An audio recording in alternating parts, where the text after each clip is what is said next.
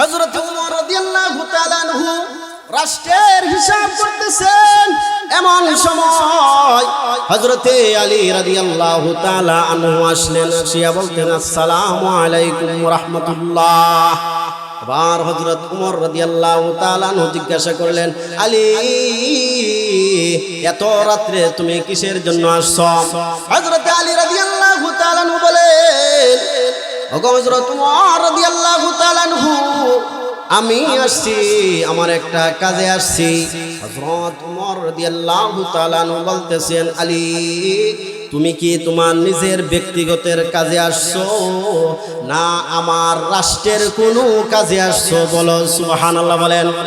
হযরত আলী রাদিয়াল্লাহু তাআলা আনহু বলতেছেন, হযরত ওমরকে বলতেছেন, ওমর, আমি আমার ব্যক্তিগত কাজে তোমার সাথে দেখা করার জন্য আসছি। আমি আমার কাজের জন্য আসছি, রাষ্ট্রের কোনো কাজ নাই। হযরত ওমর রাদিয়াল্লাহু তাআলা বলতেছেন, তাই নাকি? কহা সাথে সাথে এই কথাটা বলার সাথে সাথে হযরত ওমর রাদিয়াল্লাহু তাআলা আনহু বাতিটা নিভাইয়া ফেলছেন। আল্লাহু আকবার। আপনারা কি বলেন, আপনার বাড়িতে যখন মেহমান আসবে বাতি জ্বালাইতে হয় নাকি নিভাইতে হয়? বলেন না, বাতি জ্বালায়। হযরত ওমর রাদিয়াল্লাহু তাআলা আনহুর বাসায় যখন আসলেন, হযরত আলী রাদিয়াল্লাহু তাআলা আনহু যখন আসলেন, আসার সাথে সাথে যখন বললেন, আমার নিজের ব্যক্তিগতের কাজের জন্য আসছি, ওমর শোনার সাথে সাথে বাতিটা নিভাইয়া দিলেন। বলতেছেন, হযরত আলী বলতেছেন, ওগো ওমর, আমি এই কথাটা বলার সাথে সাথে আপনি কেন বাতি অফ করে দিলেন, নিভাইয়া দিলেন? এবার হযরত ওমর রাদিয়াল্লাহু তাআলা আনহু বলতেছেন, ও আলী, জানিয়া রাখো, এটা আমার ব্যক্তিগত কাজের জন্য নয়। এই যে ল্যাম্পটেনের মধ্যে যে তেলটা ভরেছি, এই তেলটার মালিক হইল রাষ্ট্র। সুবহানাল্লাহ বলেন। তোমার ব্যক্তিগত কথার জন্য রাষ্ট্রের এক ফোঁটা তেলও আমি ফুরাইতে পারবো না। সুবহানাল্লাহ বলেন। হযরত ওমর রাদিয়াল্লাহু তাআলা আনহু যখন এই কথাটা বললেন, বলার সাথে সাথে হযরত আলী রাদিয়াল্লাহু তাআলা আনহু কান্নায় পড়ে গেলেন।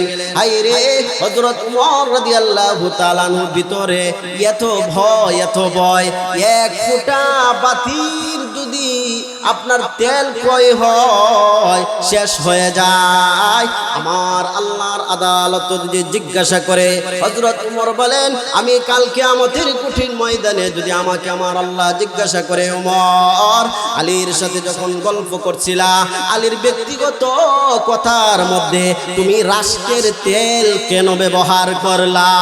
ঠিক কিনা? হযরত ওমর রাদিয়াল্লাহু তাআলা আনহু এত ভয়, ভিতরে এত ভয় ছিল আমার ভাইরা আমার। হযরত ওমর রাদিয়াল্লাহু তাআলা আনহু উনার গোলাম একদিন কি করলেন, গোলামে মনে করছে গোলাম তো চিনেন আপনারা, ঠিক কিনা? হযরত ওমর রাদিয়াল্লাহু তাআলা গোলাম এক পেয়ালা দুধ আনলেন, আনার পরে হযরত ওমরকে দিলেন। দেওয়ার পরে বলতেছেন, ও আমার মালিক মুনিব, আপনি খান, আমার একটু কি আছে এটা আমি আমার পক্ষ থেকে আপনাকে হাদিয়া দিলাম। ঠিক আছে। হযরত ওমর রাদিয়াল্লাহু তাআলা আনহু ভিতরে খাইয়া ফেলছেন। খাওয়ার পরে আবার জিজ্ঞাসা করেন, গোলাম রে, এই দুধ তুমি কোথা থেকে আনছো, কোথায় থেকে আনছো বলো একটু। এবার গোলাম বলে, হযরত ওমর রাদিয়াল্লাহু তাআলা আনহুকে বলতেছেন, গোলাম বলতেছেন, ওমর, আপনি আমাকে কিছুদিন আগে, মানে একদিন আগে আপনি আমাকে এক পেয়ালা দুধ দিছিলেন, ওই দুধ থেকে আপনাকে আমি দিলাম।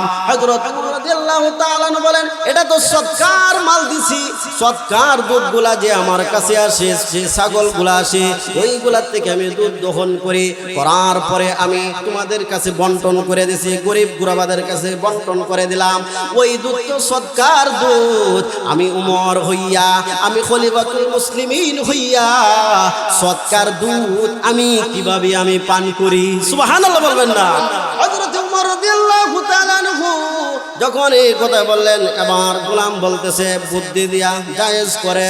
গোলাম বলে, ও গো আমার মালিক, ও হযরত ওমর, এটা যদি সৎকার মাল হইয়াও থাকে, আপনি আমাকে দান করেছেন সৎকার মাল, কিন্তু আপনাকে আমি যেই সময় দান করলাম ওই সময় আমি আপনাকে হাদিয়া হিসাবে দিলাম। সুবহানাল্লাহ বলেন।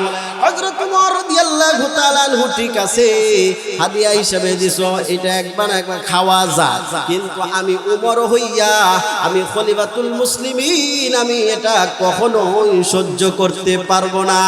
আমার অন্তরে বাধা দে যখন আমার আল্লাহ পাক রব্বুল আলামিনের মানে ওনার কাঠগড়ায় যখন আমাকে দাঁড় করানো হবে, যখন আমার আল্লাহ পাক রব্বুল আলামিন যদি আমাকে বলে, উপর রে তোমার পেটের ভিতরে দেখা যায় রাষ্ট্রের দুধ, তাহলে আমি কি জবাব দেব, ঠিক কিনা? আল্লাহ বলতেছেন, যার ভিতরে 5টা গুণ থাকবে, আমার আল্লাহ পাক রব্বুল আলামিন বললেন, বান্দা তোমার ভিতরে যখন 5টা গুণ আইসে যাইবে, তখন আমি আল্লাহ পাক তোমাকে একটা সার্টিফিকেট দিব। সুবহানাল্লাহ বলেন। তাই শেষ না, সার্টিফিকেট দিয়ে শেষ না। এরপরে তোমাদেরকে আমি, যখন তোমার ভিতরে 5টা গুণ আসবে, 5টা গুণ খামাইবা, 5টা গুণ অর্জন করবা, তখন তোমার ভিতরে আমি আল্লাহ পাক রব্বুল আলামিন তোমাকে আমি 3টা পুরস্কার দিব। সুবহানাল্লাহ বলেন। তাহলে 5টা মানে গুণ, মুমিনদের 5টা গুণ আর একটা সার্টিফিকেট, মোট হলো কয়টা? 6টা। 3টা পুরস্কার কয়টা হলো আপনারা বলেন? আমি বলছিলাম না 9টা, কয়টা হলো? 9টা। এই 9টা পয়েন্ট নিয়ে আমি আলোচনা করব, সামনে আগাইব। আল্লাহ বলেন, ইন্নামাল মুমিনুনা আল্লাযীনা ইযা যুকিরাল্লাহু ওয়াজিলাত কুলুবুহুম وَإِذَا تُلِيَتْ عَلَيْهِمْ آيَاتُهُ زَادَتْهُمْ إِيمَانًا وَعَلَى رَبِّهِمْ يَتَوَكَّلُونَ। সুবহানাল্লাহ বলেন। নিশ্চয়ই মুমিনেরা, কি বলতেছে? নিশ্চয়ই মুমিনেরা এরকমই হয় যে তারা সামনে যখন, যেমন আপনারা কথাটা বুঝেন, যেমন আপনারা কোরআন হাদিসের আলোচনা শুনতেছেন কিনা, শোনার জন্য আসছেন কিনা, এখানে শোনার জন্য আসছেন, বলতেছেন মুমিন তো এরকমই হয় যে যখন তার সামনে কোরআন এবং হাদিসের আলোচনা হয়, আল্লাহর জিকির করা হয়, আল্লাহকে স্মরণ করা হয়, আল্লাহকে স্মরণ করা হয়, আল্লাহকে স্মরণ করা হয়, জিকির করা হয়, তখন আমার আল্লাহ পাক রব্বুল আলামিন ওই বান্দার ভিতরে আল্লাহর ভয়ে তার অন্তর কাঁপতে থাকে। সুবহানাল্লাহ বলেন। ওয়াজিলাত কুলুবুহুম, তার অন্তর আল্লাহর ভয়ে কাঁপতে থাকে। যেমন আপনারা এখানে বসছেন, কার ভয়ে? কার ভয়ে? আল্লাহর ভয়ে না পুলিশে মারবে, পুলিশের ভয়ে, কোনো কিছুর ভয়ে আমরা এখানে বসছি? কার ভয়ে বসছি? আল্লাহর ভয়ে বসছি।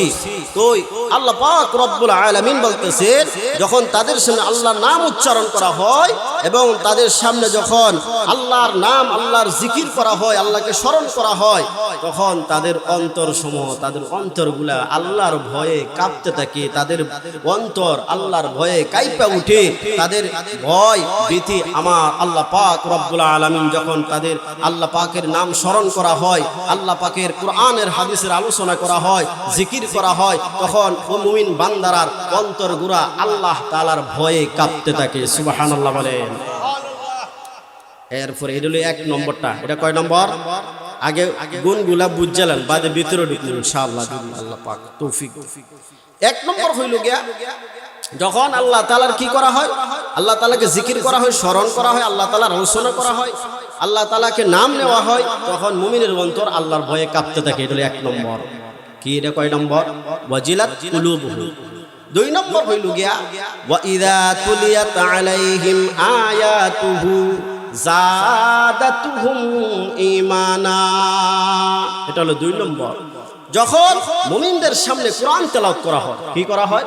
কোরআন তেলাওয়াত করা হয়, তখন মুমিনদের অন্তর আল্লাহ তাআলা তাদের ঈমান, মুমিনদের ঈমান, যাদাতুহুম ঈমানা, তাদের ঈমান আল্লাহ পাক রব্বুল আলামিন বাড়ায় দেন। সুবহানাল্লাহ বলবেন না? 2 নম্বর আপনারা বুঝবেন কার মধ্যে কয়টা গুণ আছে আমার বলা লাগবে না, আমি বলার সাথে সাথে আপনি বুঝে নিতে পারবেন যে আমার ভিতরে এই গুণটা আছে, অথবা বলতে পারবেন আমার ভিতরে এই গুণটা নাই।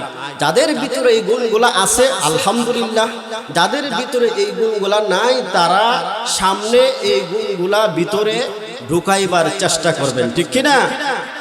এটা হলো 2 নম্বর। 2 নম্বর কি বললাম? ওয়া ইযা তুলিয়াত আলাইহিম আয়াতুহু যাদাতুহুম ঈমানা। 2 নম্বর হইল গিয়া যখন বান্দার সামনে কোরআন তেলাওয়াত করা হয়, ঠিক কিনা? নামাজের মধ্যে কোরআন তেলাওয়াত শুনেন কি শুনেন না? যতই শুনেন ততই ভালো লাগে। ইমাম সাহেব যখন গ্রামের মধ্যে, লালপুর গ্রামের মধ্যে যখন কোরআন তেলাওয়াত করে সুন্দর লাগে, যখন আপনি শহরের মধ্যে যাইবেন আরো সুন্দর লাগে, এরপরে যখন ঢাকায় যাইবেন আরো সুন্দর লাগে, যখন আপনি মক্কার মধ্যে নামাজ পড়বেন, মদিনার মধ্যে যখন নামাজ পড়বেন তখন দেখবেন আরো ভালো লাগে। হাইরে বাংলাদেশে কি শুনলাম, এখানে দেখা যায় কোরআনের আওয়াজ এত সুন্দর লাগে। যখন মক্কার মধ্যে আপনি যাইবেন তখন মনে করবেন, মনে হয় এই মুহূর্তে আমার আল্লাহর কালাম নাজিল হইতাছে। সুবহানাল্লাহ বলেন। অনেক হইবে এরকম, এত কোরআন এত শুনতে এত ভালো লাগে, এত ভালো লাগে। গান একবার শুনলে একটা, আর একবার যদি এটা বাজা কয় বন্ধ কর, তার বন্ধু বান্ধব যদি বারবার এক গান বাজা কয় এটা শুনছে বন্ধ কর। কোরআন শোনার মধ্যে নামাজে সবসময় আলহামদুলিল্লাহ সূরা পড়া হয়। আজ পর্যন্ত কোন মুমিন মুসলমান ইমানদার আয়েশা বলে না ইমাম সাহেব আলহামদুলিল্লাহ সূরা আর ভাল লাগে না, এটা বদলা কইছে আজ পর্যন্ত না। আল্লাহর কালাম যতই শুনবে ততই ঈমান বাড়াইবেন কে? আল্লাহ তার ঈমান বাড়ায় দেয়। যাদাতুহুম ঈমানা। এরপরে 3 নম্বর ওয়া আলা রাব্বিহিম ইয়াতাওয়াক্কালুন। 3 নম্বর গুণ হইল গে মুমিনের যে সে আল্লাহর উপরে ভরসা করবে। সব সময় কার উপরে ভরসা করবে? আল্লাহর উপরে। সব সময় কার উপর ভরসা করবে? আল্লাহর উপরে। ভাত খাইতেছেন আল্লাহর উপরে ভরসা করতে হবে, কৃষি কাজ করতেছেন আল্লাহর উপর ভরসা করতে হবে, হাঁটতেছেন আল্লাহর উপরে ভরসা করতে হবে, চাকরি করতেছেন আল্লাহর উপর ভরসা করতে হবে, ফ্যামিলি নিয়ে আপনি আছেন সুন্দর একটা পরিবেশে আল্লাহর উপরে ভরসা করতে হবে। অতএব সব সময় আমার আল্লাহর উপরে ভরসা করতে হবে, ঠিক কিনা? সব সময় মনে করেন আপনার শক্তি দিয়েছেন কে? আল্লাহ না? তাহলে আমার আল্লাহর উপরে আগে ভরসা করতে হবে। সব কাজের নিয়ত করার সাথে সাথে কার উপরে ভরসা করতে হবে? আমার আল্লাহর উপরে ভরসা করতে হবে। 3 নম্বর গুণ। কয় নম্বর গুণ বললাম? 3 নম্বর। এবার আসেন 4 নম্বর, আল্লাযীনা ইউকিমুনাস সালাহ। যারা নামাজ প্রতিষ্ঠিত করে, নামাজ কি করে? কায়েম করে, প্রতিষ্ঠা করে, নামাজ পড়ে, নামাজের সাথে চলে, নামাজ আযান দেওয়ার সাথে সাথে সে নামাজে চলে আসে, এরা হলো 4 নম্বর গুণ। এই 4 নম্বর গুণ আমরা আসেনি, অনেকের নাই, ঠিক কিনা? 4 নম্বর। এবার আসুন 5 নম্বর, ওয়া মিম্মা রাযাকনাহুম ইউনফিকুন। আমার আল্লাহ বলেন যখন তোমাদেরকে আমি কি দিলাম, ধন সম্পদ সব কিছু দিলাম, এটি তোমাদের নয়, তোমাদের পূর্বপুরুষরা, তোমাদের বাপ দাদারা এগুলা পাইয়া আইছে ধারাবাহিকভাবে। এইভাবে তোমরাও একদিন সব কিছু চলে যাইব, আস্তে আস্তে তোমরাও মারা যাইবা। এই ধন সম্পদগুলা আমি তোমাদেরকে দান করেছি, এই ধন সম্পদগুলা থেকে আল্লাহর রাস্তায় কিছু খরচ করো। সুবহানাল্লাহ বলেন। 5টা গুণ। কয়টা গুণ? 5টা গুণ। কয়টা গুণ? 5টা। এই 5টা গুণ যার ভিতরে থাকবে আমার আল্লাহ বলেন তার একটা সার্টিফিকেট দেন। সার্টিফিকেট আপনারা শুনতেন, রাজি আছেন না? হ্যাঁ, সার্টিফিকেট, আল্লাহর সার্টিফিকেট। আই সুবহানাল্লাহ। মানুষের সার্টিফিকেট দিলে যদি কয় শোনামু যে একটা সার্টিফিকেট দেওয়া হইব, মানুষ দেখবার লেগে যাইবে। সরকারে যদি একটা সার্টিফিকেট দেয়, সরকারে হাতে দিব, কথাটা বুঝেন। সরকারে হাতে যদি দিয়ে, প্রধানমন্ত্রী যদি একটা সার্টিফিকেট একজন মানুষকে দিয়ে, একজন মানুষকে দিব আর লক্ষ মানুষকে জমা হয়ে দেবো দেখার লাগে, ঠিক কিনা? আমার আল্লাহ বলেন 5টা পুরস্কার যখন তুমি 5টা গুণ যখন তোমার ভিতরে ঢুকবে তখন আমি তোমাকে একটা সার্টিফিকেট দিব। সাধারণ কোনো সার্টিফিকেট নয়। দুনিয়ার মধ্যে যখন 5টা ক্লাস পড়ে, 5টা ক্লাস পড়ার পরে প্রাইমারিতে একটা সার্টিফিকেট দেয় কিনা, তখন আবার 6, 7, 8, 9 আবার 10-এর মধ্যে আবার 5 ক্লাস পরে আরেকটা সার্টিফিকেট দেয়। আমার আল্লাহ বলেন 5টা গুণ যখন তোমার ভিতরে ঢুকবে আমি আল্লাহ তোকে একটা সার্টিফিকেট দিলাম।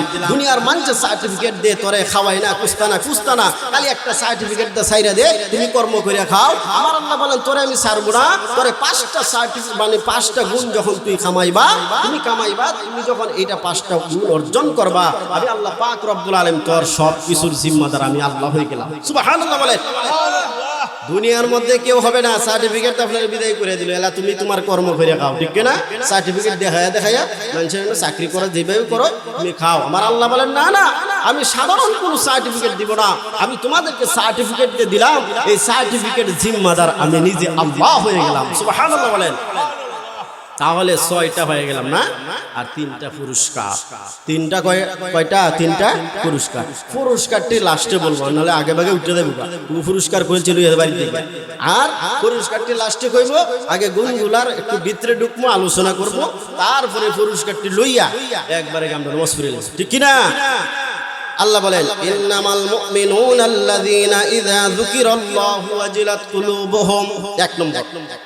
এক নম্বর গুণ হলো গিয়া মুমিনের ভয়, তাকওয়া।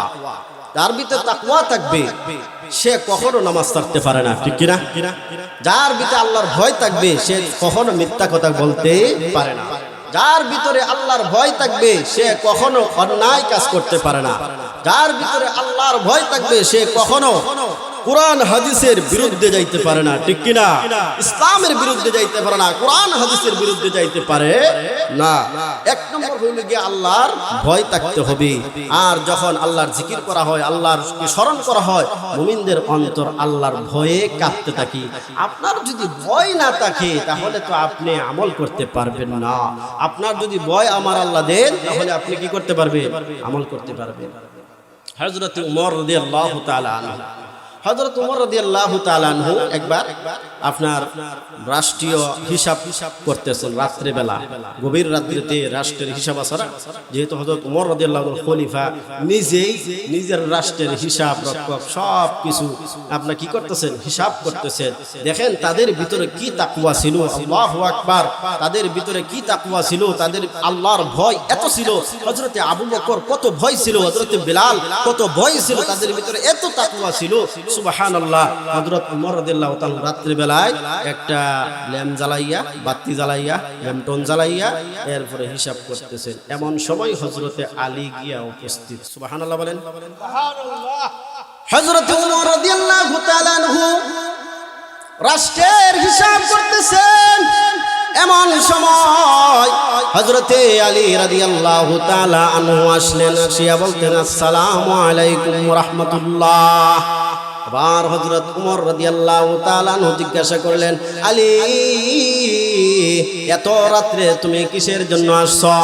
হযরত আলী রাদিয়াল্লাহু তাআলা আনহু বলেন, ওগো হযরত উমর রাদিয়াল্লাহু তাআলা আনহু, আমি আসছি, আমার একটা কাজে আসছি। হযরত উমর রাদিয়াল্লাহু তাআলা আনহু বলতেছেন, আলী তুমি কি তোমার নিজের ব্যক্তিগতের কাজে আসছো না আমার রাষ্ট্রের কোনো কাজে আসছো? বলো সুবহানাল্লাহ বলেন।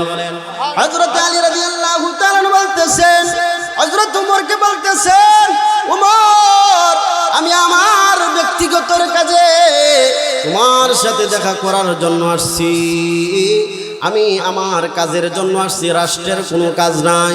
হযরত উমর রাদিয়াল্লাহু তাআলা আনহু বলতেছেন, তাই নাকি? কহা সাথে সাথে এই কথাটা বলার সাথে সাথে হযরত উমর রাদিয়াল্লাহু তাআলা আনহু বাতিটা নিভাইয়া ফেলছেন। আল্লাহু আকবার। আপনারা কি বলেন?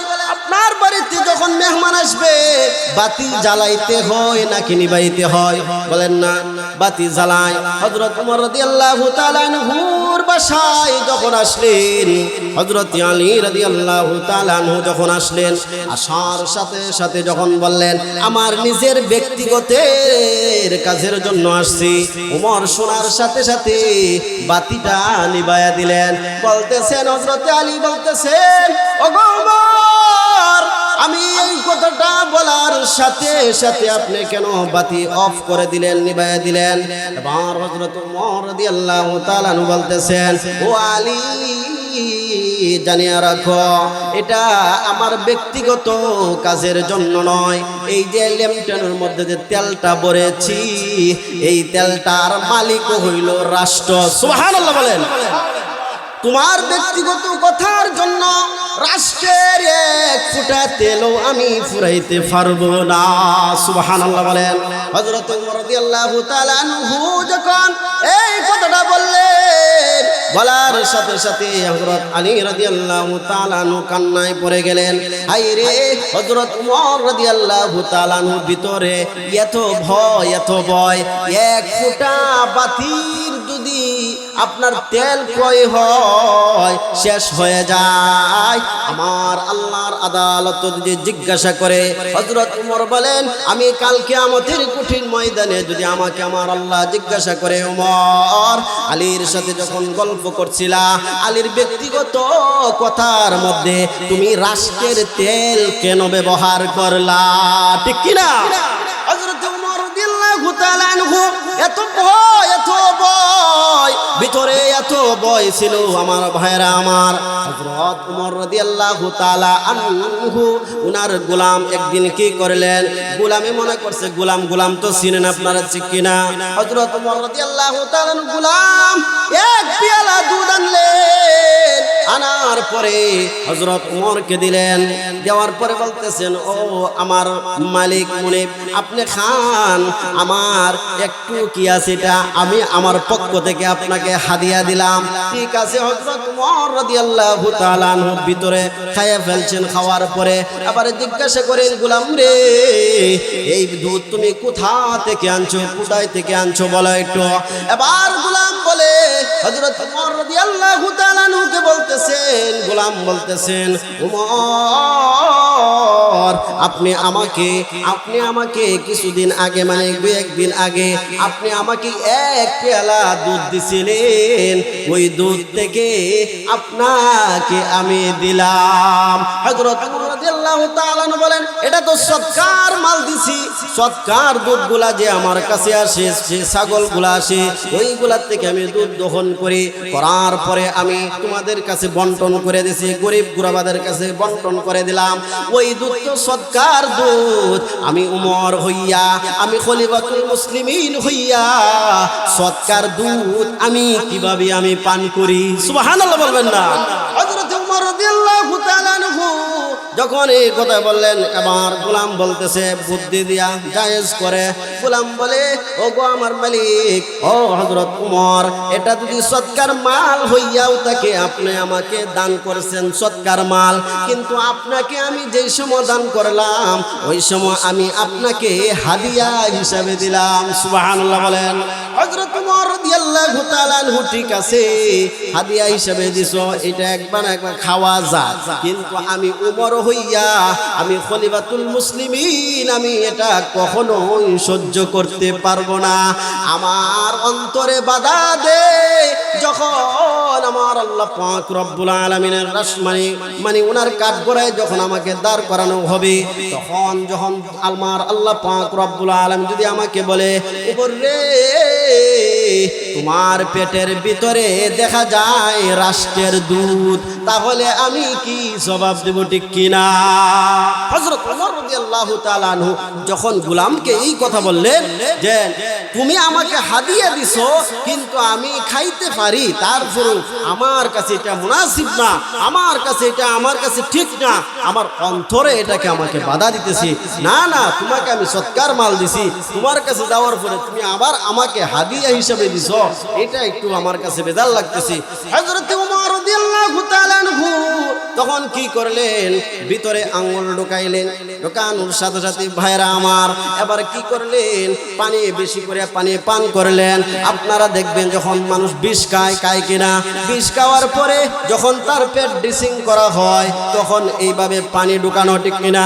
এইভাবে পাইপ ঢুকাইয়া যাবে পানি বাইর করা হয়, ড্রেসিং করা হয়। হযরত ওমর রাদিয়াল্লাহু তাআলা আনহু এইভাবে বেশি করে পানি পান করলেন, করার পরে অঙ্গুলি দ্বারা ভিতরে ঢুকাইলেন, আর ঢুকানোর সাথে সাথে ভূমি করিয়া সব গুলা বাহির করে দিলেন। সুবহানাল্লাহ বলেন। এমন তাকওয়া ছিল, আল্লাহর ভয় ভয়, আল্লাহর ভয় ভিতরে ছিল। এমন ভাবে আল্লাহর ভয় ছিল যাতে কোনো মানুষের এরকম সাবরে কিয়ামত পর্যন্ত হযরত উমর রাদিয়াল্লাহু তাআলা আনহু থেকে অনেকেই শিক্ষা গ্রহণ করবে, ঠিক কিনা? হযরত উমর রাদিয়াল্লাহু তাআলা আনহু এত ভয় ছিল আল্লাহ, এত ভয় যে এমন ভয় ছিল যে এক ফোঁটা মাত্র ধরিলেন, এই যে দুধ আর আধা গ্লাস হোক আর এক গ্লাস দুধ, আমরা তো কত কিছুই খাইতেছি, ঠিক কিনা? একবারও হিসাব করি না কার জিনিস কোনখান থেকে কোন জিনিস খাইতেছি। বাদাম কিনাত গেল কিনবার আগে 3-4টা মুখ জায়গা, ঠিক কিনা? অথচ এটি হিসাব ছাড়া। বুট খাইলেও আপনার যদি অন্য কিছু খান এরপর খাইতেছে আর কিনতেছে, ডাইলে বড়া খাইতেছে, একটা হাত লুয়ে লাইছে আর 3 টাকা মাফো, আবার আর একটু করে আরেকটা লুয়ে লাইছে, গেছে তার 200 গ্রাম। এইভাবে করা যাবে না। আল্লাহর ভয় যদি থাকে তাহলে কোনো মানুষ সে কি করতে পারবে না, অন্যায় কাজ করতে পারবে না, ঠিক কিনা? 1 নম্বর গুণ, 1 নম্বর গুণ আমার সাহাবায়ে কেরাম তারার ভিতরে আমার আল্লাহ পাক রব্বুল আলামিন এত ভয় দিছিলেন যে তারা সারা দিন কি করতেন। হযরত উমর রাদিয়াল্লাহু তাআলা আনহু সারা দিন উনি কি কাজ করছেন না করছেন সন্ধ্যাবেলা হিসাব করতেন। সুবহানাল্লাহ বলবেন না? সুবহানাল্লাহ। আপনি আমি হিসাব করি কয়টা গুনাহ করছেন আজকে সারা দিনের ভিতরে, হিসাব করছেন একবার কয় ওয়াক্ত নামাজ পড়ছেন, হিসাব করা লাগবে না, হুজুর মুখস্থ করছি না, ঠিক কি না? এটা মুখস্থ।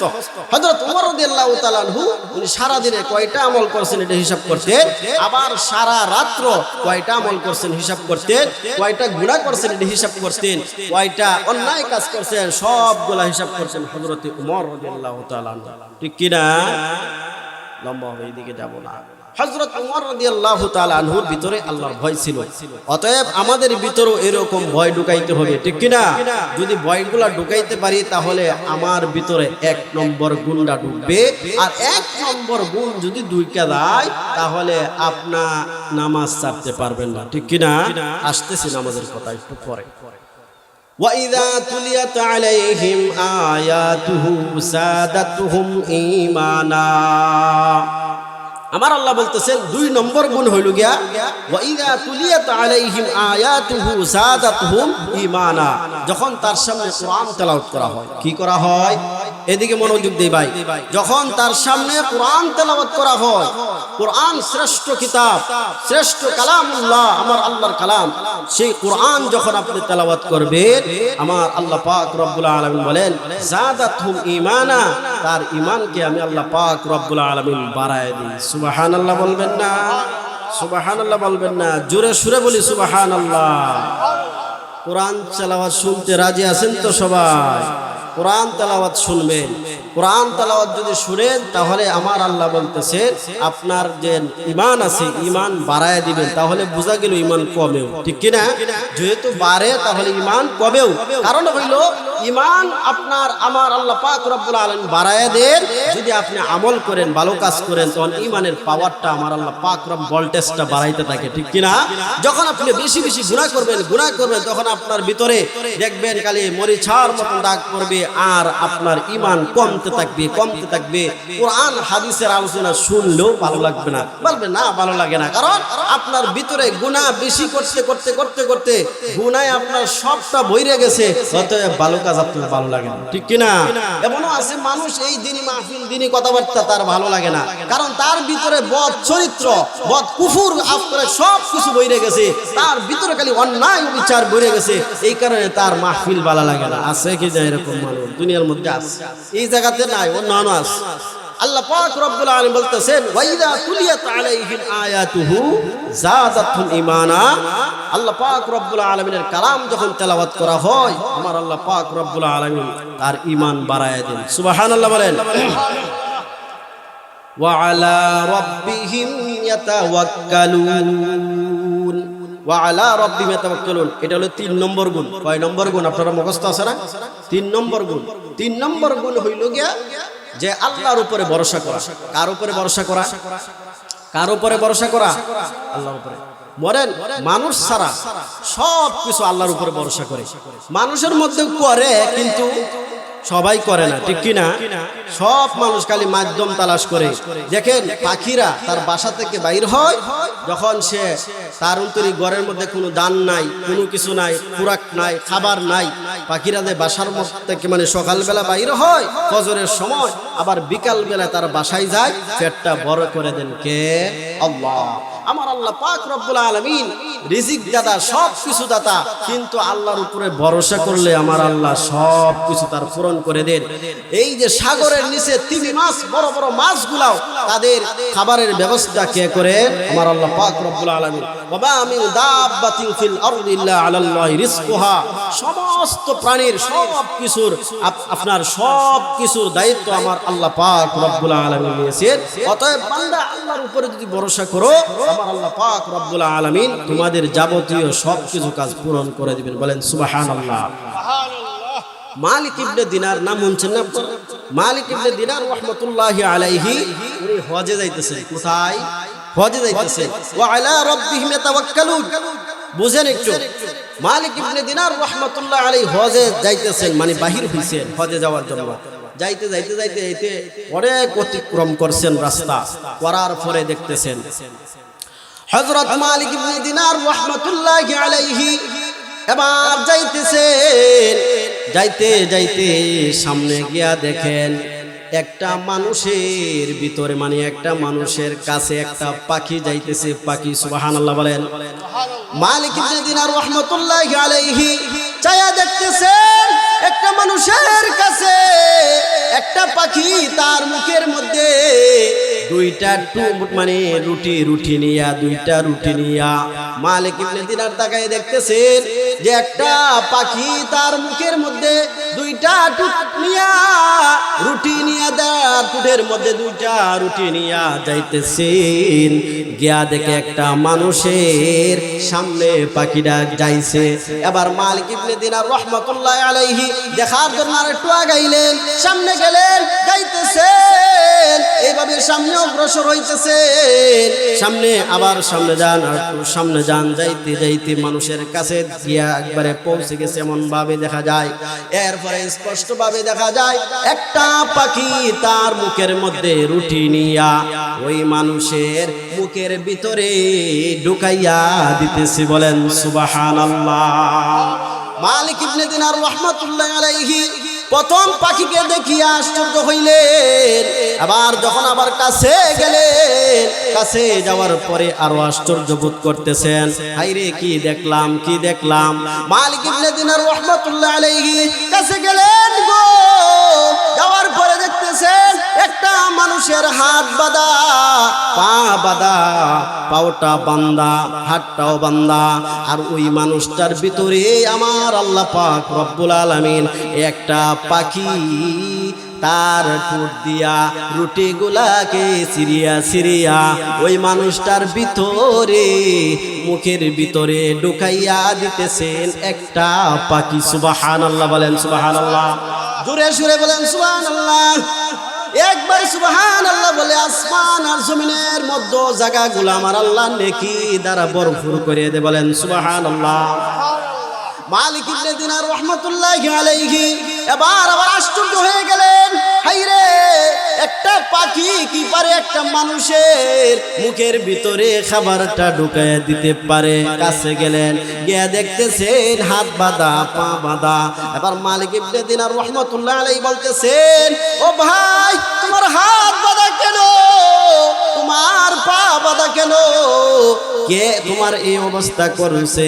ওই ব্যক্তি বলতেছেন, ও মালিক ইবনে দিনার রাহমাতুল্লাহি আলাইহি আমিও আপনার মতন হজের যাত্রী ছিলাম, হজে যাইতেছে। কারণ আগে তো বিমান ছিল না, কামান ছিল না, ঠিক কিনা? এত জাহাজ, এত গাড়ি ঘোড়া ছিল না।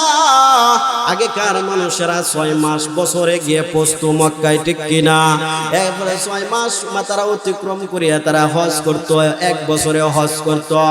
সেই জমানাতে মালিক ইবনে দিনার রাহমাতুল্লাহি আলাইহি বলতেছেন, তোমার হাত বাঁধা কেন, পা বাঁধা কেন, আমাকে একটু খুলে বলো। এবার সে বলতেছেন যে আমিও আপনার মতন হজের যাত্রী ছিলাম, হজে যাওয়ার জন্য রওনা হয়েছি। কিছু দূর যাওয়ার পরে ডাকাতগুলো আমাকে বের দিয়েছে, ডাকাতে আমাকে হাইজ্যাক করছে, চুরি করছে, ডাকাতি করে ফেলছে। সমস্ত টাকাগুলা সবগুলা সে নিয়ে গেছে ডাকাতের দলেরা। এবার আমি হয়ে গেলাম, এরপরে আমি কিভাবে মক্কায় যাইব, এইভাবে হতাশ হয়েছি। কিন্তু ডাকাতের দলেরা কি করেছে, টাকা নিয়েছি তো নিয়েছি, আমার হাতগুলা বান্ধে দিলছে, আমার পা গুলা বান্ধিয়ে আমাকে এখানে ফালাইয়া হয়ে গেছি। এবার সে বলতেছে, ওই লোকটা বলতেছে, আমার আল্লাহ যদি আমার হাতগুলা খোলা থাকতো, আমার আল্লাহ যদি হাতটা খুলে দিতে, তাহলে আমি যে কোনো একটা মাধ্যম ধরিয়া খাইলাম, হইলে ঠিক কিনা? যেমন আমরা একটা ব্যবসা করে খাই, আমরা একটা কাজ করি, যে কোনো একটা কর্মশীল হই, ঠিক কিনা? এইভাবে সে বলতেছে, আমার হাত বাঁধা, পা বাঁধা গো, আমি আল্লাহ পাক রব্বুল আলামিনের কাছে কিভাবে চাইবো আমি তো বলতে পারতেছি না। আমার যদি হাতগুলা বাঁধা না থাকতো, আমার যদি পা গুলা বাঁধা না থাকতো, তাহলে আমি মানুষের কাছে গিয়া মানে কাজ করিয়া আমার জীবন চালাইতাম, ঠিক কিনা? এইভাবে একদিন চলে গেল, 2 নম্বর দিন চলে গেল, কোনো খানা নাই। প্রথম দিনও কোনো খানা নাই। সে ভরসা করতেছে আমার আল্লাহর উপরে, সুবহানাল্লাহ বলেন। এবার সে দেখা যায় একদিন চলে গেল, 2 দিন চলে গেল, 3 দিন চলে গেল, 4 দিন চলে গেল, 5 দিন চলে গেল, 6 দিনের মাথায় এবার আমার আল্লাহ পাক রব্বুল আলামিনের দরবারে বলতেছেন, প্রভু গো, আমি এখন অসহায় হয়ে পড়েছি। 6 দিন ধরে যখন একটা মানুষ খানা খাইবে না, সেই মানুষটা অতি দুর্বল হয়ে যাবে, ঠিক কিনা? হয়ে গেছে, তার ভিতরে কোনো দানা পানি দেয় নাই। এবার সে অসুস্থ হয়ে গেছে। এবার বলতেছে, 6ষ্ঠ দিনের মাথায় আমি আল্লাহ পাক রব্বুল আলামিনের দরবারে দোয়া করলাম, আয় আল্লাহ, তোমার উপরে আমি তাওয়াক্কুল করলাম, ভরসা করলাম। ওগো আমার আল্লাহ, তুমি পারো আমার এই হাত বাঁধা, পা বাঁধা অবস্থা আমাকে খাওয়াইতে, ঠিক কিনা? পাখিদেরকে যদি তাদের কোনো ইয়াও নাই, তারা যখন আল্লাহর উপরে ভরসা করে, তাদেরকে তুমি খাওয়াও। আমি যখন অসহায় হয়ে পড়েছি, আমি হাত বাঁধা, পা বাঁধা, আল্লাহ গো, তোমার উপরে আমি ভরসা করলাম, আমাকে তুমি একটু খানার ব্যবস্থা করে দাও। বলেন সুবহানাল্লাহ। আমার আল্লাহ পাক রব্বুল আলামিন তারে দোয়া কবুল করেছেন। এবার আল্লাহ পাক রব্বুল আলামিন বলতেছেন, বান্দারে, তুই যে কোনো টাইমে আমাকে ডাক দিবে, আমি তোর পাশে আছি। সুবহানাল্লাহ বলেন। তোর সমস্ত কিছু পূরণের মালিক আমি আল্লাহ। এবার যখন তুই দোয়া কইরে দিছ, যা যা, আমি তোর সব কিছুর ব্যবস্থা আমি আল্লাহ পাক রব্বুল আলামিন করতেছি। বলেন সুবহানাল্লাহ। এবার যখন আমার আল্লাহ পাক রব্বুল আলামিন একটা পাখিকে অর্ডার করলেন, পাখি রে, ও কাক পাখি, যাও যাও যাও, অমুক জায়গার মধ্যে আমার একটা বান্দা পড়ে আছে আনা খাওয়া অবস্থায়, 6 দিন হয়ে গেছে, তার ভিতরে কোনো দানা পানি যায় না, যাও যাও যাও, তুমি দৌড়ে যাও। আবার পাখিটা 2টা রুটি নিয়া ওই ব্যক্তির কাছে চলে গেল। আমার আল্লাহ বলেন, রুটি নিলে হবে না, তার হাত বাঁধা, পা বাঁধা, সে হাত দ্বারা উঠাইয়া খাইতে পারবে না, ঠিক কিনা? তুমি কাক তাকে তোমার পা মানে ঠোঁট দ্বারা সিরিয়া সিরিয়া তার ভিতরে রিজিকটা পৌঁছাইয়া দাও। সুবহানাল্লাহ বলেন, সুবহানাল্লাহ। আমার আল্লাহ পাক রব্বুল আলামিনের উপরে যারা ভরসা করবে, আমার আল্লাহ পাক রব্বুল আলামিন তাদের জিম্মাদার হয়ে যাইবে। আমার ভাইরা, যখন ওই ব্যক্তিকে দেখছেন, ওই ব্যক্তি আমার আল্লাহর উপরে ভরসা করে দোয়া করেছিল, আমার আল্লাহ পাক রব্বুল আলামিন তার ভিতরে খানা প্রবেশ করেছেন মুখ দ্বারা। সুবহানাল্লাহ বলে। বনি ইসরাইলদেরকেও খাওয়াইছেন আমার আল্লাহ পাক রব্বুল বলেন, মান্না ওয়াস সালওয়া, বেহেশতি খাবার। বনি ইসরাইলদেরকে আমার আল্লাহ পাক রব্বুল আলামিন মান্না ওয়াস সালওয়া খাওয়াইছেন, ঠিক কিনা? ঠিক কিনি? ঠিক। আরেকটা আয়াত আমি, ওয়াইযা তুলিয়াত আলাইহিম আয়াতুহু যাদাতুহুম ঈমানা, ওয়া আলা রাব্বিহিম ইয়াতাওয়াক্কালুন। 3 নম্বরটা বুঝাইতে গিয়া 3 নম্বর গুণে দেখেন কত বড় আও। আমরা যে কোনো কাজ করব কার উপরে ভরসা করব বলেন? কার উপরে? আল্লাহর উপরে। মানুষে খাওয়াইতে পারে না, আমার স্বামী কামাইতে পারে না, আমার বাবা আমাকে খাওয়াইতে পারে না। খাওয়ানির মালিক একমাত্র কে বলেন? আল্লাহ। আল্লাহর উপরে ভরসা করে আপনি বাহির হয়ে যাইবেন। আল্লাহ বলেন ইয়া আইয়ুহাল্লাযীনা আমানু ইযা নুদিয়া লিস-সালাহ মিন ইয়াউমিল জুমআ ফাসআউ ইলা যিকরিল্লাহি ওয়া দারুল বাঈ। বান্দারে যখন নামাজ পড়েছো, নামাজ পড়ে আর মসজিদে বসে থেকে লাভ নাই। নামাজ পড়ে শেষ তুমি তোমার রিজিকের সন্ধানে তালাশ করো। আমার আল্লাহর উপরে ভরসা করিয়া তুমি যখন চাকরির মধ্যে যাইবা, আমার আল্লাহর উপরে ভরসা করিয়া তুমি যখন ব্যবসা করবা, আমার আল্লাহর উপরে ভরসা কইরা তুমি যখন কৃষি কাজে যাইবা, আমার আল্লাহর উপরে ভরসা কইরা তুমি সম্পূর্ণ কাজ করবা, আমার আল্লাহ পাক রব্বুল আলামিন সব কিছুর জিম্মাদার হয়ে যাইবেন। বলেন সুবহানাল্লাহ। وَإِذَا تُلِيَتْ عَلَيْهِمْ آيَاتُهُ زَادَتْهُمْ إِيمَانًا। কুরআন আপনারা যদি শুনেন তাহলে আমার আল্লাহ ঈমান বাড়ায় দেয়, ঠিক কিনা? 2 নম্বরটা, 1 নম্বর তো আল্লাহর ভয়, 1 নম্বর কি? আল্লাহর ভয়। 2 নম্বর হলো কোরআন তেলাওয়াত, 3 নম্বর হলো আল্লাহর উপরে ভরসা। 3টা বলে বলছে আর 2টা আছে। 2 নম্বরটা আবার একটু সামান্য বলি, একটা ইশারা দেই। আমার আল্লাহ পাক রব্বুল আলামিন বলতেছেন ওয়া ইযা তুলিয়াত আলাইহিম আয়াতুহু যাদাতুহুম ঈমানা। বনি ইসরাইলের মধ্যে আমার আল্লাহ পাক রব্বুল আলামিন মান্না ওয়া সালওয়া খাবার খাওয়াইছেন কিনা? তারা সকালে ঈমান আনে, বিকালে আবার ফেরত দেয়, এমন জাতি, ঠিক কিনা? হযরত মুসা আলাইহিস সালামকে বলে ও মুসা আমি ঈমান আনলাম, বিকাল বেলা দেখা যায় আবার দেখা কইরে গো মুসা আমি জানছিলাম সকাল বেলা নেও তোমার ঈমান তুমি লইয়া যাও, আমার দরকার না। এই জাত বনি ইসরাইল, ঠিক কিনা? এই বনি ইসরাইলদেরকে আমার আল্লাহ পাক রব্বুল আলামিন এত মুহাব্বত করেছেন গো, তারা দেখা যায় একটা তিখ নামক স্থানে হঠাৎ করে তারা পানির পিপাসায় পড়ে গেছে। এরপরে আমার আল্লাহ পাক রব্বুল আলামিনের কাছে দোয়া করেছে মুসা নবী, কারণ মুসা নবীর উম্মতেরা কোন সমস্যার মধ্যে পড়লে তাদের নবীর কাছে চলে যাইতো, ঠিক কিনা? আবার মুসা নবীকে বলল আমরা তো পানির পিপাসার্থ, পানি পূরণ করেন। মুসা আলাইহিস সালাতু ওয়াস সালাম আল্লাহর দরবারে দোয়া করলেন, প্রভু গো আমার উম্মতেরা পানি পিপাসার্থ, তাদের পানির ব্যবস্থা করে দেন। আমার আল্লাহ পাক রব্বুল আলামিন বলতেছেন মুসা রে তোমার হাতে যে লাঠিটা আছে ওই লাঠি দ্বারা তোমার সামনে একটা পাথর দেখা যায়, ওই পাথরের মধ্যে আঘাত করো, আঘাত করার সাথে সাথে দেখবা ঝর্ণা প্রবাহিত হয়েছে। সুবহানাল্লাহ বলেন। এরপরে মুসা আলাইহিস সালাতু ওয়াস সালাম অর্ডার পাইলেন, অর্ডার পাওয়ার পরে এবার পাথরের মধ্যে আঘাত করলেন গো। আঘাত করার সাথে সাথে আমার আল্লাহ কত মায়া করেন, কত মহাব্বত করেন। হাইরে আমরা যদি পাইতাম এমন একটা সুযোগ, আমরা তো কোন নবীকে পাই নাই, ঠিক কিনা? এরপরে ইমানদার আমরা দাবি করছি, আমরা বিশ্বাস করি, ঠিক কিনা? মুসা নবী যখন পাড়ি দিলেন, আঘাত করলেন পাথরের উপরে, ওই পাথর থেকে আমার আল্লাহ পাক রব্বুল আলামিন একটা নয়, 2টা ঝর্ণা নয়, আমার আল্লাহ পাক রব্বুল আলামিন 12টা ঝর্ণা প্রবাহিত করে দিছে। সুবহানাল্লাহ বলেন, সুবহানাল্লাহ বলেন। আমার আল্লাহ পাক রব্বুল আলামিন এত মায়া করেন, ওই সমস্ত মানুষেরা তারা নবীর বিরোধিতা করেছে, ঠিক কিনা? মুসা নবী কেমন কি নূহ আলাইহিস সালামকে মারতে তাদের উম্মতেরা মারতে বেহুশ করে হয়ে গেছে গান নবীরে। নূহ আলাইহিস সালাম সারা জীবন দাওয়াত দিয়া মাত্র 40, 42, 82 জন মুসলমান, সুবহানাল্লাহ, মাত্র 40। আমার নবী মাত্র 23 বছর দাওয়াত দিয়া লাখো লাখো মুসলমান হয়ে গেছে। বলেন সুবহানাল্লাহ।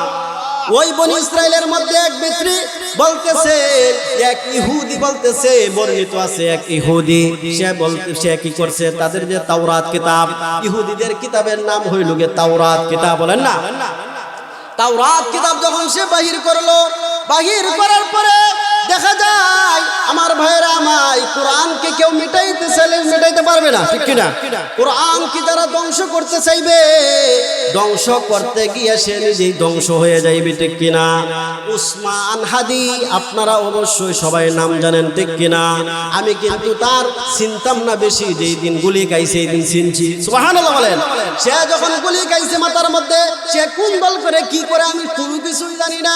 যখন সে গুলি খাইলো শুক্রবারের দিন, ঠিক কিনা? সে আল্লাহর কাছে দোয়া করত, প্রভু গো আমার যদি মৃত্যু দাও শুক্রবারে দিও। সুবহানাল্লাহ বলেন। আমার আল্লাহ বলেন শুক্রবারে কোন ব্যক্তি মারা গেলে তার কোনো সওয়াল জবাব নাই। সুবহানাল্লাহ বলেন। হযরত মানে যখন মুসা আলাইহিস সালাতু ওয়াস সালাম উম্মতেরা যখন তাদের সাথে এইভাবে আচরণ করত, কোরআনের বিরোধী করত, তারা তাওরাতের বিরোধী করত, ঠিক কিনা? আর এখনের মুসলমানরা কোরআনের বিরোধী করে, ঠিক কিনা? উসমান হাদি, শরীফ উসমান হাদি, সে যখন গুলি খাইলো আমার আল্লাহ ইচ্ছা করলে ওই দিনেই মারতে পারতেন, ঠিক কিনা? তার হায়াতটা দেখেন, এক সপ্তাহ মানুষের কাছে সে চাইছিল একটা আসনের মালিক হইতো। আমার আল্লাহ বলেন তুই একটা আসনের মালিক হইলে মাত্র 2.5 লাখ ভোটার আছে, আমি আল্লাহ পাক রব্বুল আলামিন সারা বাংলাদেশের দলমত নির্বিশেষে সমস্ত মানুষের ভিতরে তোরে ঢুকাইয়া দিব, সমস্ত মানুষের তোরে মোহাব্বত করব। তুই শুধু এক আসনের মালিক নয়, তুই সারা বাংলাদেশের তোরে বাদশা বানাইয়া দুনিয়া থেকে বিদায় করব। বলেন সুবহানাল্লাহ। উসমান হাদি যখন মারা গেল, মারা যাওয়ার পরে এক সপ্তাহ আমার আল্লাহ সবাইরে চিনাইছে, ঠিক কিনা? আমরা কেউ চিনতাম না, চিনাইয়া টিনাইয়া এরপরে আমার আল্লাহ পাক রব্বুল আলামিন আবার পরের শুক্রবারে সে মারা গেছে, ঠিক কিনা? দেখেন কি সুন্দর মিল, এক শুক্রবারে গুলি খাইলো আর এক শুক্রবারে সে মারা যায়, ঠিক কিনা? যেই সময় সে গুলি খাইছে ওই সময় কিন্তু নামাজ পড়িয়া বার হইছে পবিত্র অবস্থায়। সুবহানাল্লাহ বলবেন না? সে ছিল ইসলামের পক্ষে, তাওহীদের পক্ষে, ইসলামের পক্ষে। বাংলাদেশের আপনার কি করতো, মানে সমস্ত মানুষের কাছে জায়গা করে নিছে, ঠিক কিনা? সে চাইছিল একটা সুন্দর একটা বাংলাদেশ, নতুন একটা বাংলাদেশ গড়ার জন্য সে চাইছিল। আমার আল্লাহ পাক রব্বুল আলামিন তাকে এমন মোহাব্বত করলেন শুক্রবারে গুলি খাওয়াইয়া। আরে ভাই তুই যে গুলি করলে তুই জিতছত না, তুই তো শেষ হয়ে গেছস, কিন্তু সে জান্নাতের মধ্যে চলে গেছে। একজন শহীদের দাম, একজন শহীদের দাম গো, সে তো জান্নাতে চলে গেছে শহীদ হিসাবে। একজন মানে শহীদের দাম, সে 70,000 মানুষকে সুপারিশ করিয়া জান্নাতে ঢুকাইবে। বলেন সুবহানাল্লাহ। উসমান হাদি যখন চলে গেল, সে তাকে বলছিল তুই মাত্র 100, 200, 500 ফুট পাইবি। আমার আল্লাহ বলেন না না না, কোটি মানুষ তোর জানাজার মধ্যে শামিল হইবে। আমার ভাইয়েরা, আমার বয়সের ভিতরে এমন জানাজার দৃশ্য আমি দেখি নাই, আমার জীবনও দেখি নাই, জানি না আমার বাপ দাদারা দেখছে কিনা। কিন্তু জানাজার নামাজ হইছে, হাজার হাজার মানুষ হইছে, মানে আল্লাহর ওলিরাও মারা গেলে মানুষ হইছে, কিন্তু এই রকম মানুষ আমার জীবনেও দেখি নাই। সুবহানাল্লাহ বলেন। শহীদ হইলে আমার আল্লাহ কবুল করেন, শহীদের মর্যাদা আমার আল্লাহ দেন। শহীদ তারা, তাদেরকে তোমরা মৃত বলো না। ওয়ালা তাকুলু লিমান ইউকতালু ফি সাবিলিল্লাহি আমওয়াত, যারা আল্লাহর রাস্তায় শহীদ হয় তাদেরকে তোমরা মৃত বলো না। সুবহানাল্লাহ বলেন। তারা জীবিত, তারা জীবিত, তারা কবরের মধ্যে আমার আল্লাহ খানা খাওয়ান, সবকিছুর আমল করে, সবকিছু করে, তাদেরকে আমার আল্লাহ নিষেধ করছেন মৃত বলো না, কারণ শহীদরা মারা গেলেও জীবিত। সুবহানাল্লাহ বলেন। সুবহানাল্লাহ। বলতেছিলাম মুসা আলাইহিস সালাতু ওয়াস সালামের জামানাতে তখন ওনার ইহুদিরা যে আছে, এক ইহুদি সে তাওরাত লইছে হাতে। কি লইছে? তাওরাত কিতাব। মুসা নবীর কিতাবের নাম কি? তাওরাত। মুসা নবীর কিতাবের নাম তাওরাত। তাওরাত হাতে নিয়া সে একবার বাইর করছে, বাইর করার পরে দেখে মুহাম্মদের নাম। কি রে কিতা? আমাদের কিতাবে মুহাম্মদের নাম আইতো করে, হেরা তো মুহাম্মদ সাল্লাল্লাহু আলাইহি ওয়াসাল্লাম বানায় না, হেরার কথা হলো আমাদের নবীর নাম থাকবে, মুসা নবীর নাম থাকবে। তাহলে আমরা তাওরাত বা করলাম, মুহাম্মদের নাম কেন থাকবে? কিছু উগ্রপন্থী থাকে না, কিছু মেজাজ খারাপ থাকে না, কিতাব লইয়া বাহির করে দেখে 3টা নাম। আল্লাহু আকবার বলেন না একটু?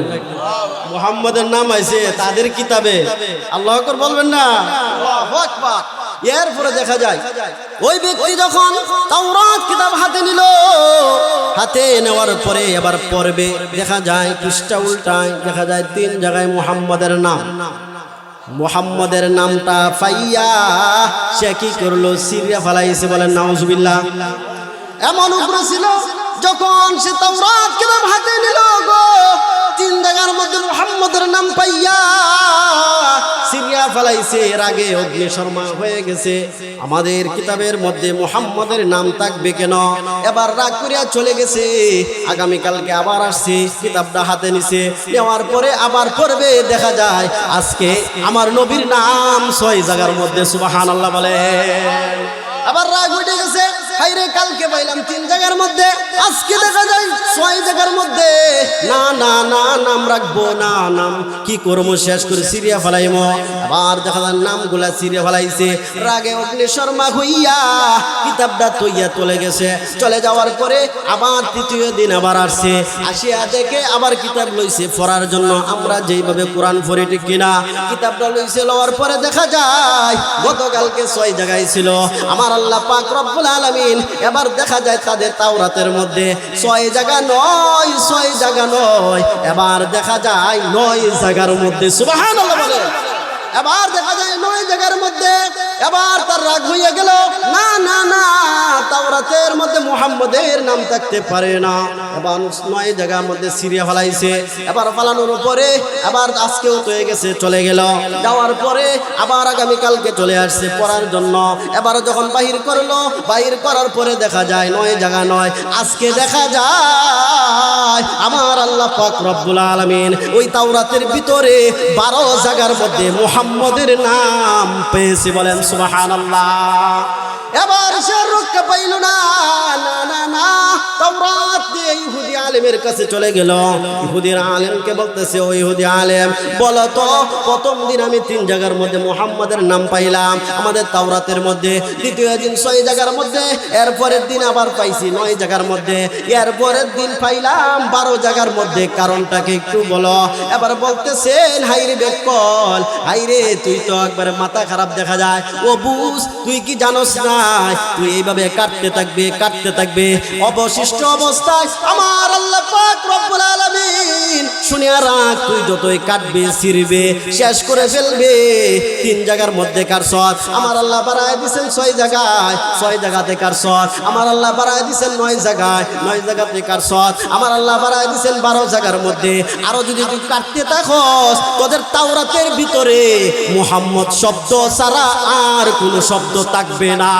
সুবহানাল্লাহ বলেন, জোরে বলেন সুবহানাল্লাহ। কে করাইতেছে? আল্লাহ। সত্য। ওয়া ইযা তুলিয়াত আলাইহিম আয়াতুহু যাদাতুহুম ঈমানাও ওয়া আলা রাব্বিহিম ইয়াতাওয়াক্কালুন। কুরআনকে যে মিটাইতে চাইবে সে নিজেই মিটে যাবে, কুরআনে মাহফিলকে যে বন্ধ করতে চাইবে সে ধ্বংস হয়ে যাইবে, ঠিক কি না? আল্লাহ বলেন মেন চিজ আর দিও না, ঠিক কি না? আল্লাহ বলেন মেন চিজ আর দিও না, আর ডাইনে বামে দিও, কিন্তু মেন চিজ ইসলামের মধ্যে হাত দিলে এই হাত শেষ করে বলবো, ধ্বংস করে বলবো, ঠিক কি না? বলেন আল্লাহ। আল্লাযীনা ইউকিমুনাস সালাহ, 4 নম্বর গুণ মনে আছে তো? 4 নম্বর কয় নম্বর? নামাজ প্রতিষ্ঠা করো, নামাজ পড়ো, নামাজ ধরো। নামাজ পড়বো না আমরা, নামাজ ধর্ম, ঠিক বলেন? কি বলেন? নামাজ ধর্ম। ধরা মানে ধরে রাখা, সারা না। পড়া মানে এক ওয়াক্ত পড়লাম আর এক ওয়াক্ত পড়লাম না, এটার নাম নামাজ পড়া। আমরা নামাজ পড়বো না নামাজ ধরবো? বলেন নামাজ ধরবো। কি ধরবো? হুজুর নামাজ পড়ি মানে কি জানেন? মাঝে মাঝে পড়ে। কি ভরে? মাঝে মাঝে ভরে। বললাম নামাজ পড়বো না আমরা, নামাজ ধরবো। নামাজ ধরিয়া মানে ধরিয়া রাখা, সারণ নাই। 5 ওয়াক্ত হুজুর আমি পড়ি, মসজিদে নাই তাহলে আমি বাড়ি তুলে পড়ি নাই। আলহামদুলিল্লাহ, সমস্যা থাকতেই পারে, যে জায়গাতে পাবেন। আল্লাহ বলছেন মানে সমস্ত পৃথিবীটারে আমি মসজিদ বানায় রাখছি। সুবহানাল্লাহ বলেন। যেখানে নামাজ আসসালাতু খায়রুম মিনান নাওম, ফজর আযান দিলাইছে আর বাড়িতে ঘুমায় থেকে রাখ নাই, আপনি নামাজ উঠিয়া নামাজ পড়েন, মসজিদে আসার চেষ্টা করেন। বাড়িতে আর কত ঘুমাইবেন, আর কত করবেন, ওই সময়টা আমার আল্লাহকে দিন। সুবহানাল্লাহ বলেন। 4 নম্বর বলতেছেন আল্লাযীনা ইউকিমুনাস সালাহ ওয়া মিম্মা রাযাকনাহুম ইউনফিকুন। 4 নম্বর কইতেছে তোমরা কি করো? নামাজ প্রতিষ্ঠা করো। আব্দুল্লাহ আনসারী রাদিয়াল্লাহু তাআলা, নাম শুনছেন কিনা? আব্দুল্লাহ আনসারী। ওই আব্দুল্লাহ আনসারী রাদিয়াল্লাহু তাআলা আনহু আপনারা কি কাপড় চোপড় তো এক একজনে 2 জোড়া 5 জোড়া 6 জোড়া ঠিক না, একটা ফকিরেরও দেখা যায় 3টা 4টে পিনতে পারে, ঠিক কিনা? যাতে ফকিরগিরি করবো ভিক্ষা করবো, আবার দেখা যায় 2টা 3টা পিন, তার কাপড়ের অভাব নাই। কিন্তু আমরা কাপড়ের অভাব নাই, আর সাহাবীদের কাপড়ের অভাব ছিল কিন্তু নামাজের অভাব ছিল না। সুবহানাল্লাহ বলেন। আব্দুল্লাহ আনসারী তার এমন অভাব, এক কাপড়ে স্বামী স্ত্রী নামাজ পড়ে। সুবহানাল্লাহ বলেন। সুবহানাল্লাহ, আল্লাহু আকবার। আমরা কই আর তারা কই, তারা একটা কাপড় মাত্র, একটা কাপড় দিয়া সে স্বামী নামাজে যায় মসজিদে, নামাজ পড়িয়া এই কাপড়টা দেয় স্ত্রীরে, তখন এই স্ত্রী মানে কি করে এই কাপড়টা ফেসায় নামাজ পড়ে। তখন এই সাহাবীটা একবার যান মসজিদে, আবার চলে আসে, বুঝেন? তাই নামাজ আগে যায়, আবার তাড়াতাড়ি বাইরে। কিছু মানুষ আছে না, নামাজে ঢুকবো দেরিতে আবার বাড়িব তাড়াতাড়ি, আসেনি? নামাজের লাস্টে আল্লাহু আকবার ইমাম সাহেব কইছে, এরপর দৌড়বো, তার হলেও প্রথম দৌড়ের 1 নম্বর গেরো ফালছে, দৌড় দিব, কারণ 15 মিনিট আগে আজান দিছে, তুমি আগে আইতারো না। ইমাম সাহেব খালি আল্লাহু আকবার কইছে, দৌড় শুরু হইছে। তা আয়া যদি এক রেখার জায়গা তাড়াতাড়ি ঘুরে চাষ করে। আসলে তাড়াতাড়ি কি আপনারা বলেন? 15 মিনিট টাইম দিচ্ছে না, আজানের পরে 15 মিনিট টাইম দেখে, তোমার এই টাইম ফুরায় না। যে সময় যেই ইমাম সাহেব আজান নামাজ আগে রেখাটা বাংলো আরম্ভ করলো, ওই সময় তোমার টাইম আগের তো দিছে টাইম, ঠিক না? আব্দুল্লাহ আনসারী রাদিয়াল্লাহু তাআলা আনহু উনি কি করতেন? নামাজের লাস্টে আইছে, আল্লাহু আকবার কই ইমাম সাহেব শুরু কইছো, আর জন আসসালামু আলাইকুম রাহমাতুল্লাহ এক দৌড় দিত। সাহাবীরা 1 দিন 2 দিন 3 দিন মানুন যা, আপনারা মানবে বাবাটা? তুমি খালি প্রতিদিন দৌড় মারো, ইরতা করো করে নামাজ আও, এটা কইব না কথাটা? প্রতিদিন সে এইভাবে দৌড়ে নামাজে আসে, শেষে যায় সবার আগে দৌড় দিয়া। এরপরে সাহাবীরা নালিশ দিল আল্লাহর রাসূলের দরবারে, ইয়া রাসূলুল্লাহ আপনার সাহাবী খালি দৌড়াদৌড়ি করে। কিতা দৌড়াদৌড়ি? নামাজ আইয়া লাস্টে দৌড় মারে আগে। আল্লাহু আকবার। আব্দুল্লাহ আনসারী রাদিয়াল্লাহু তাআলা আনহুর বাড়িতে এবার নবীজি মনস্থ করলেন, যাও হযরত ওমর, উসমান, আলী চলো, আলীর মানে আব্দুল্লাহ আনসারীর বাড়িতে যায়, তার কি সমস্যা জানতে হবে। এবার বিশ্ব নবী মুহাম্মদুর রাসূলুল্লাহ সাল্লাল্লাহু আলাইহি ওয়াসাল্লাম চলে গেলেন আব্দুল্লাহ আনসারী রাদিয়াল্লাহু তাআলা আনহুর বাড়িতে গিয়ে বলতেছে, এবার দরজার মধ্যে আঘাত করলেন আব্দুল্লাহ, ও আব্দুল্লাহ আনসারী দরজাটা খোলো, কিন্তু কোনো আওয়াজ নাই। নবীজি বিরক্ত হইয়া ওই সাহাবীদেরকে নিয়ে যখন আবার আসতেছেন, মানে রাস্তার মধ্যে আবার আসবেন, আবার ঘুরিয়ে আসতেছেন, এমন সময় আব্দুল্লাহ আনসারী ডাক দিয়ে বলেন, ইয়া রাসূলুল্লাহ, ইয়া হাবিবাল্লাহ, আল্লাহর নবী গো, আপনি যায়েন না, আমরা একটু দেরি হয়ে গেছে, আমি দৌড়িয়ে আসি, আমার যে কাপড়টা একটা কাপড় মাত্র, আমার স্ত্রীকে একটা গর্ত করিয়া ঘরের ভিতরে তাকে রাইখা যায় কাপড়ের অভাবে। আমি যখন নামাজ পড়ি, নামাজ পড়িয়া শেষ করিয়া আমার কাপড়টা আমার স্ত্রীকে দেই, আমার স্ত্রীর কাপড়টা পরিধান করিয়া নামাজ পড়ে। আল্লাহর নবী গো, আপনাকে আমি জবাব দিতে পারি নাই, কারণ আমার স্ত্রী নামাজে ছিল। আমার স্ত্রী নামাজ শেষ করার পরে যখন কাপড়টা আমাকে দিছে, আমি পেঁচাইয়া আপনার মানে সামনে আয়া হাজির হইছি। বলেন সুবহানাল্লাহ। কেমন নামাজি ছিল, কেমন নামাজি? তোমার তো টাকার অভাব নাই, পয়সার অভাব নাই, কোনো কিছুর অভাব নাই। তাদেরকে মাসের মাস চুলার মধ্যে আগুন জ্বলতো না, এরপরও নামাজ মিস করতো না। তোমাকে খালি দাওয়াত দেওয়ার লাগে কেন? বারবার বলা লাগে নামাজে আসেন, নামাজে আসেন। কেন ভাই? তুমি তো জান্নাতে যাইবা, তুমি যখন জান্নাতে যাইবা তখন তো তোমার জান্নাতে তুমি যাইবা, ঠিক কিনা? খালি নামাজের দাওয়াত দেওয়ার লাগে কেন? খানার বেলায় তো বলা লাগে না ভাই খানা সময় যাইতেছে, খানা খান, সব কিছু বুঝো, কিন্তু নামাজটা বুঝলা না, ঠিক কিনা? তাদের কাপড় ছিল না, কিন্তু নামাজের প্রতি ভালোবাসা মহব্বত কম ছিল না, ঠিক কিনা? মিম্মা রাযাকনাহুম ইউনফিকুন। সময় শেষ হয়েছে, একটা এটা বলি আর শেষ আমার ওয়াজ। 3টা পুরস্কার বলবো, এরপরে উঠবেন, ঠিক কিনা? একজন মানুষও উঠবেন না, ঠিক কিনা? মিম্মা রাযাকনাহুম ইউনফিকুন। আমার আল্লাহ বলতেছেন, তোমাদেরকে ধন সম্পদ দিছে কিনা? সম্পদ কার বলেন? আল্লাহর। বলেন কার? আমি মালিক নই, আমার আল্লাহ মালিক। অতএব আমার আল্লাহর রাস্তায় আল্লাহ বলতেছেন দেও দেও, তোমাকে আমি সব দিতে বলি নাই। তুমি 40 ভাগের 1 ভাগ দেও আমার রাস্তায়, আর তুমি সবগুলা খাইয়া ভালো, কোনো অসুবিধা নাই। আমার আল্লাহ কি সুন্দর বন্টন করিয়া বলতেছেন, সবগুলা তুমি খাও, 1টা ভাগ বা মাঝে মাঝে তুমি মসজিদ মাদ্রাসায় কিছু দান করিও। বলেন সুবহানাল্লাহ। বলেন ওয়া মিম্মা রাযাকনাহুম ইউনফিকুন। হযরত উসমান রাদিয়াল্লাহু তাআলা আনহু মানে উসমান গনি, আপনারা অবশ্যই জানেন উসমান গনি। গনি শব্দের অর্থ ধনী ব্যক্তি। উসমান ধনী ছিল। মদিনার মধ্যে যখন মহামারী দেখা দিত, মহামারী যখন দেখা দিত, হযরত উসমান একলাই মহামারীর মোকাবেলা করতে, ঠিক কিনা? হযরত উসমান এত ধন সম্পদ আমার আল্লাহ দিয়েছেন। হযরত উসমান বিশ্বনবীর দুইজন মেয়েকে বিবাহ করেছেন, জিন্নুরাইন। আমার আল্লাহ রাসূল বলেন, ও উসমান, দুইটা মেয়ে তোমার কাছে বিবাহ দিয়েছি, আমার যদি আরেকটা মেয়ে থাকতো তাহলে সেই মেয়েটাও তোমার কাছে বিয়ে দিতাম। সুবহানাল্লাহ। হযরত উসমান রাদিয়াল্লাহু তাআলা আনহু এত ধনী ছিলেন, উনার কাছে একজন মানুষ পাঠাইছেন, আল্লাহর রাসূলের দরবারে গেছে একজন গরীব সাহাবী। ইয়া বলতেন, ইয়া রাসূলুল্লাহ, ইয়া হাবিবাল্লাহ, আমি নতুন মুসলমান হয়েছে, আমাকে কিছু সাহায্য করেন। আবার আল্লাহর রাসূল পাঠাই দিলেন, যাও উসমানের দ্বারো যাও, উসমানের দ্বারো গেলে সব পাইবা। সুবহানাল্লাহ বলেন। হযরত উসমান রাদিয়াল্লাহু তাআলা নূর কাছে গেলেন, গিয়া দেখতেছেন হযরত উসমান একজন মানে কর্মচারীকে ধমক দিতেছেন। তেল আছে না, তেল বাতির থেকে তেল ভর থেকে একটু তেল ফুরে গেছে। এই তেল ফোরাত দেখিয়া বলতেছে, বাতির থেকে তেল ভর থেকে একটু তেল ফুরে গেছে। যেইভাবে ধমক দিতেছে, আমাকে পাঠাইছে আল্লাহর রাসূল, ওই ব্যক্তির কাছ থেকে কিছু নিতাম, দরকার না জায়গা। যাওয়ার পরে আবার আল্লাহর রাসূল বলেন, আবার যাও, তুমি চাইছো নি? না চাই না। আল্লাহর রাসূল, কিবা চাইমো? তেল এক ফোঁটা পড়ছে, যেইভাবে ধমক দিবে এটা কিছু দিবনি, দিত না। আবার বলছেন আল্লাহর রাসূল, যাও গিয়া চাও। এবার গিয়া দেখে এই যে তুলা আছে না, তুলা শিমুল গাছের তুলা উড়িয়া যায়। উসমান এইগুলা ধরে আপনার বস্তার ভিতরে ভরে। যে এই বেড়া তুলা দৌড়িয়া রাস্তার থেকে তুললে ভরে। এই বেড়ার সাথে আমি কি চাইমু আর কি দিব আমার জায়গা? এবার গেছে গিয়া বলে, ইয়া রাসূলুল্লাহ, ইয়া হাবিবাল্লাহ, চলে আসছি। আল্লাহর রাসূল, তুমি চাইছো নি? কয়, না চাইছি না। আবার আল্লাহর রাসূল বলেন, যাও তুমি চাও। আবার গেলেন, যাওয়ার পরে দেখতেছেন গিয়া পিপিলিকা আছে, যে পিপিলিকা গিয়া দেখতেছে, পিপিলিকা আপনার কি নিতেছে, আপনার চিনি আছে না, পিপিলিকা কামড় দিয়ে চিনি লইয়া বাগা দেয়, দৌড় দেয়। ওই চিনির মানে পিপিলিকার মুখ থেকে চিনি টান্না রাখে। আল্লাহু আকবার বলেন। হযরত উসমান রাদিয়াল্লাহু তাআলা আনহু এইভাবে এইগুলা দেখিয়া ওই সাহাবী বলেন, না জায়গা, এই বেড়াতে মানে পিপিলিকার মুখ থেকে চিনি রাখে, তার কাছে আমি কি চাইমো? আবার চলে গেল।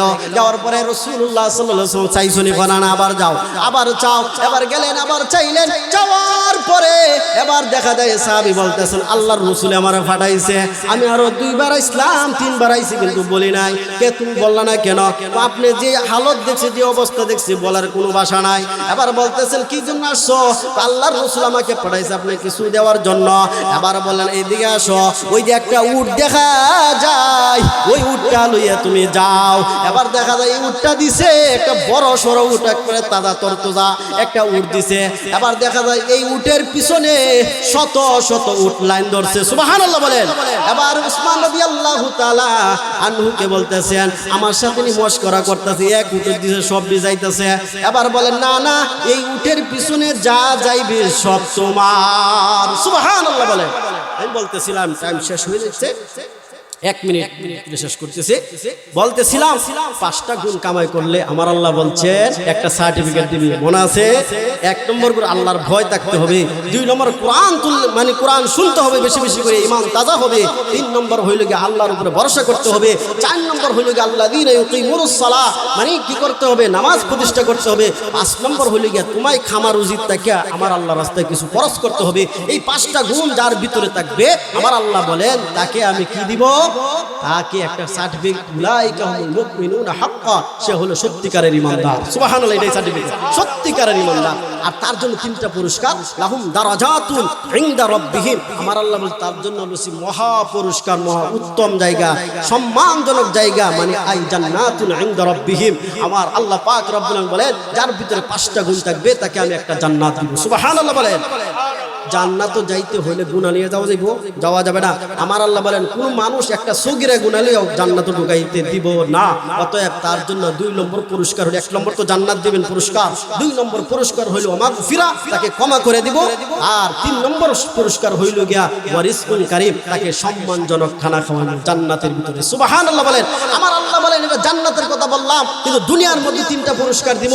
1 নম্বর হইল এই 5টা পুরস্কার, 5টা গুণ একজন আলেমের ভিতরে থাকে, ঠিক কিনা? একজন আলেমের ভিতরে তাকওয়া থাকে, আল্লাহর ভয় থাকে, সবকিছু থাকে। তার ভিতরে যখন আল্লাহর এই বইগুলো, এই 5টা গুণ থাকে, তখন আল্লাহ তাআলা তাকে দুনিয়ার মধ্যে সম্মান বাড়ায় দেয়, ঠিক কিনা? 3টা পুরস্কার দুনিয়াতে দে, আরো 3টা আখিরাতে দে। 3টা পুরস্কার হইল গিয়া যখন আপনারা হুজুরদেরকে দাওয়াত দেন, দাওয়াত দেওয়ার পরে ভালো ভালো খাওয়ার আইটেম করেন, ঠিক কিনা? আমার আল্লাহ জান্নাতে করবেন যেটা, সেটা দুনিয়ার মধ্যে তার এই গুণগুলার কামানোর কারণে দুনিয়ার মধ্যে দিলেন। আর ভালো ভালো যখন খানা খাওয়াইলো, তারপরে তারে কি দিল? তাকে কি দিল? আপনার খানা খাওয়ানোর পরে তাকে কিছু হাদিয়া দেয়, 2 নম্বর পুরস্কার। 3 নম্বর পুরস্কার হইল গিয়া তার পিঠের মধ্যে 2টা ডলা দেয়, দেখো হুজুর আপনারা ভালো কিছু খাওয়াইতে পারলাম না, যেইভাবে খাওয়ানোর কথা ছিল আসলে এইভাবে আমি যোগ করতে পারি নাই, আল্লাহর রাস্তায় মাফ করবেন, ঠিক কিনা? এই 5 গুণ তার ভিতরে থাকবে, দুনিয়ার মধ্যে 3 পুরস্কার দেয়, আল্লাহ আখিরাতেও 3টা পুরস্কার দিবেন।